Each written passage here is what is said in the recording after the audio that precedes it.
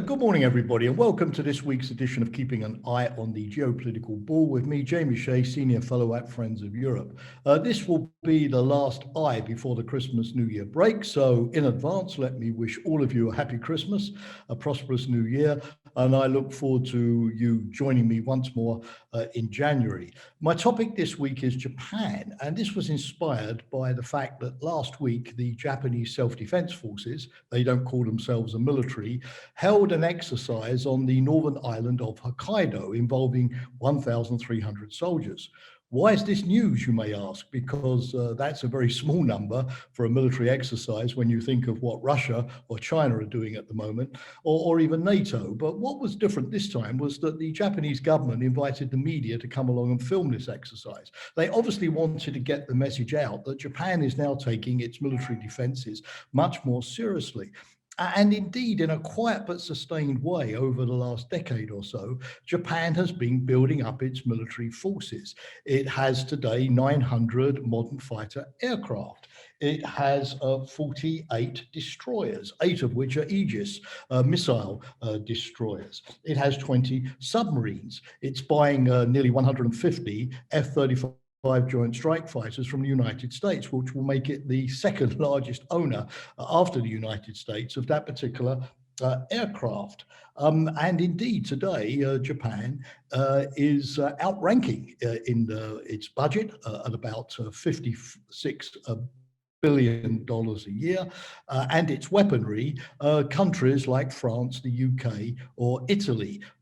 Some research institutes put it fifth in military power in the world, behind the United States, China, India, and Russia. Others put it sixth. But there's no doubt that the Japanese military strength has been increasing.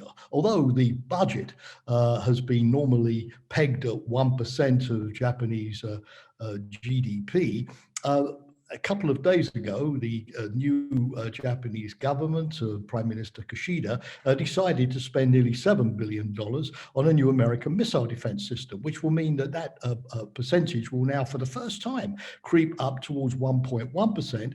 And Prime Minister Kishida has even announced that his goal is to follow the NATO benchmark of 2% of GDP. So why has suddenly Japan gone in a different direction when you think of the pacifist constitution that it's had since the Second World War and its famous Article 9, which prohibits Japan from taking part in any aggressive military actions? Well, this is obviously connected with the deteriorating security environment in the Indo-Pacific. First, there's the fact that China has been harassing Japanese fishing boats around the Japanese Senkaku Islands, to which Japan also has a claim, indeed has sovereignty over those islands.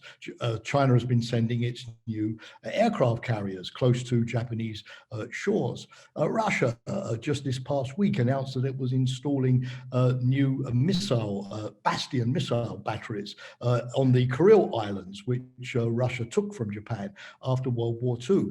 Russia and China have also ganged up recently to carry out air patrols very close to Japan's airspace.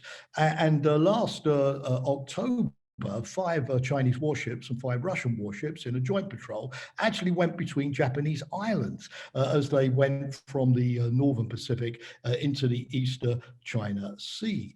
Japan's also worried about Chinese threats to invade Taiwan. Now, Taiwan's not Japan, of course, but it's only 110 kilometers from Japan's most easterly island. Japan is also worried about North Korea, which has been firing some of its missiles over Japan, and in 2 cases into the 200-mile nautical territorial limit off the coast of Japan as well. And of course, Japan, as a close ally of the United States, has inevitably felt itself being drawn into the increasing strategic competition between Washington and Beijing over the last few years. So all of this now has brought a change in emphasis, not just in terms of military capabilities, but also doctrine. For example, Shinzo Abe, who was Prime Minister of Japan for 8 years until recently, reinterpreted Article 9 of the Constitution to mean that Japan henceforth could provide military assistance to the United States or other allies if attacked. Abe was at NATO on several occasions, drawing closer to the Western alliance.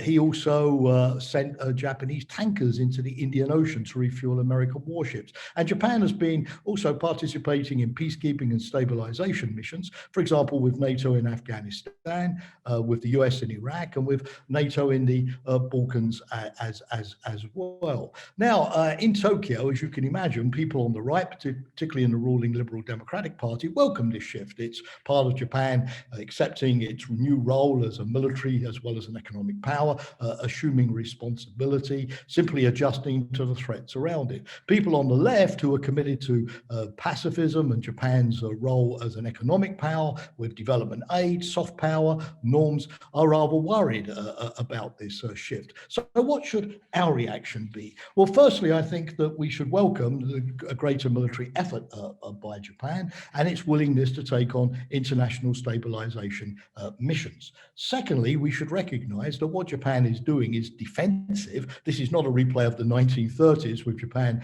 staking a claim on other people's territory. And it's also, of course, a reaction to what China and Russia are doing. So if China and Russia tone it down, presumably Tokyo will not feel the need to increase its military budget either.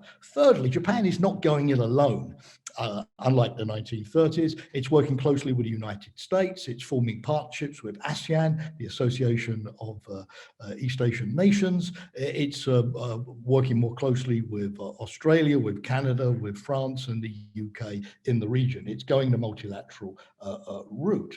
And finally, there's no sign that Japan is going to give up its traditional diplomacy in the UN and elsewhere, for example, in areas like nuclear disarmament or confidence building. But there are nonetheless two things that Japan needs to do. Firstly, to use its diplomacy to reassure not just China and Russia, but also all of its neighbors in the Indo-Pacific regarding its peaceful and defensive intentions. And finally, Prime Minister Kishida will have a hard but necessary task to persuade Japanese public opinion, not just in his own party, but throughout Japanese society, that this is a well-timed and necessary move, and to build that kind of political support for this to be sustained, even when the Liberal Democratic Party are no longer in power.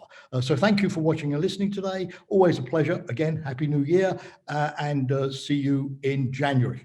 Bye.